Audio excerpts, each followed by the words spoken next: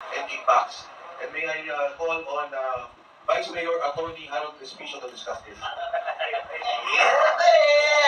Magandang hapon po sa inyong lahat. And thank you so much for coming dito sa aming press con. Ako po si Attorney Harold Respicio, elected Vice Mayor ng Reyna Mercedes Isabela.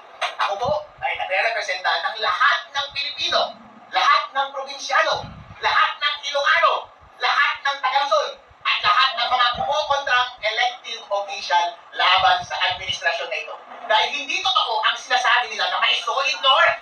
Hindi totoo na solid ang mga probinsyano at Ilocano sa kanya. Kasama natin si Chavito. Hindi totoo na nakampi nila lahat ng mga naupong opisyal sa ating gobyerno dahil nandito ako, pinapakita ko yan. Kaya ako lumapit dito dahil walang kwenta yung final ng unang impeachment complaint. Nakaunti. Diskarte nila yun para wala nang maayos na umandar ng impeachment complaint. Kaya nung nakita ko na yung mga may track record na successful impeachment, mga successful endorser, number one na political lawyer sa ating bansa at napakakapal na papeles at napakakapal na ebidensya. Sali ako dyan! Dahil gusto natin matanggal ang ulo ng korupsyon sa ating bansa. At hindi ninyo pwedeng sabihin na purong align sa Duterte ang grupo namin. Dahil ako ay lone wolf lamang, wala akong kakampi. Lahat kinakalaban ko basta masama, kakalabanin kita. Kaya nandito ako para patunayan na merong totoong nangyaring graft and corruption. Ito po ang discussion namin sa aming complaint. Naniniwala ba tayo, meron ba bang doubt na merong malawakang nangyari na nakawan dito sa ating bansa? Inamin na nila, hindi ba? At inamin na rin nila, alam na rin natin na ang grupo nila ang nagnakaw. Si Saldi, si Romualdez, at si BBM. Ang problema na lang ngayon ay nagtuturuan sila. Ngayon, kung nasa korte tayo ngayon, ang question na lang ay yung credibility. Ang credibility ba ni Saldi versus yung credibility ni BBM? Ngayon, ano ang credibility ni Saldi? Pinenta niya na lahat yung modus. Yung unprogram appropriations, yun ang paraan. Ang pagnanakaw sa budget ng PhilHealth. Nagkasakit si Congressman Jim Paras. Hindi na siya makakakuha ng benefits sa PhilHealth. Yung aking bangko kapag nabangka, wala na akong makukuha pera dahil kinuha na nila yung pera sa PDIC. Kwento na ni Saldi lahat ng kanilang paraan specific. Nagde-deliver ng mali-maleta sa Malacanang, sa Polspar, 2 billion. Ayun, ang daming pera. Bilyong-bilyong salapi ang dinideliver amongst them. Yun yung isang side ng credibility. Ngayon, tingnan natin yung isang side ng credibility. Anong sagot? AI. AI daw. Kung ikaw ang husgado, sino ang paniniwalaan mo?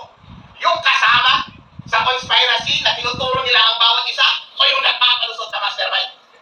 Alam ba yan? Kapag ikaw ang husgado, convicted yan. Kaya ang tanong lamang, ang simple question lamang, on the ground of graft and corruption, dito sa ating impeachment complaint, maniniwala ka ba kay Saldi? Kapag naniniwala ka kay Saldi at hindi ka naniniwala sa palusot ni BBM, impeach dapat si BBM dahil ground for impeachment ang graft and corruption. Pagdagdag lang ako, no? Hindi lang graft and corruption. Yung pagtanggap ng 2 billion per month SOP or 57 billion na kickbacks, allegedly, na diniliver ni Saldi ko sa kanya, kay President Marcos Jr., na responded in an impeachment complaint, yan po ay violation ng Constitution, code for violation. I'm referring to Article 7, Section 13.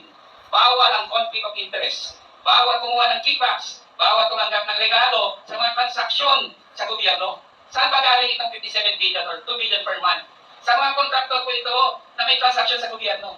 Yan ang culpable violation of the Constitution of the President aside from Republic Act 3019, anti-graft law.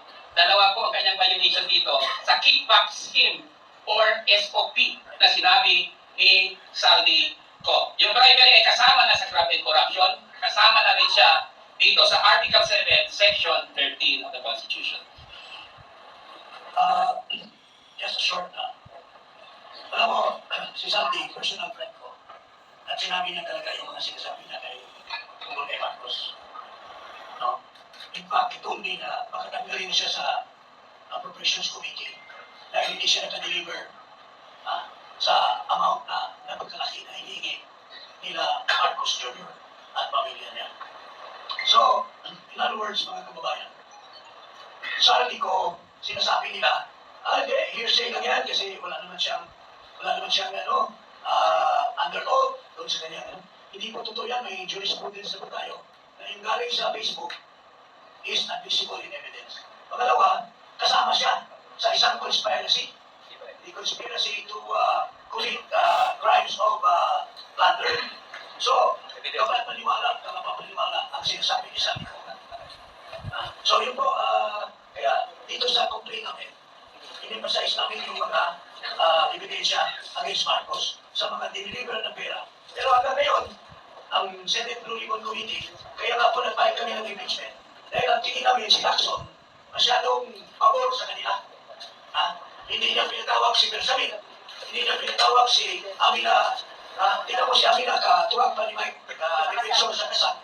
Dapat yun, isasalang yun. Kasi sinasabi ni Sandy ko, nung nagpa-insert si Marcos ng 100 billion pesos, tumawag sa kanya si Amina, Pangalaman. Tapos, i-clear niya na, o kung gusto mo i-clear, si Adrian Bersamin. Pero, hindi ito tinawag ni Lacson. So, kaya, our only recourse is this impeachment para isigaw ng isang taong bayan na ito po yung katotohanan. Dito, formal na namin hinahin dito sa Kongreso. I'd like to formally announce also, kasi dito po, no, nandito na sa articles namin, pero sa di ko mention 25 billion pesos na siya ang nagdala. Pagkatapos nagkaroon ng investigation kailangan sa Blue Ribbon Committee, in-establish ang tamarin na drop-off point. Ang sabi ni Sandy ko, nag-deliver ako ng 800 million kay Jojo Cadiz at one time at 200 million kay Yusek Jojo Cadiz sa tamarin para dalhin kay Pangulong Bongbong Marcos. Kagabi ho, nagpagbigay ng mensahe si Congressman Saldico. Ang sabi ni Congressman Saldico, kung papayagan ako doon sa ipinail ninyong impeachment to become a state witness, kahit nasa Zoom, kasi ginagawa naman po natin yan under suspended rules, ay tatayo siya na witness dito sa grupo na nag-file ng impeachment case. So salamat po. Ngayon, dadalhin ko naman yung topic on the economic sabotage. So yung graft and corruption, tapos na po tayo. Economic sabotage doon po sa sugar and energy to be discussed by Congressman Chiparas.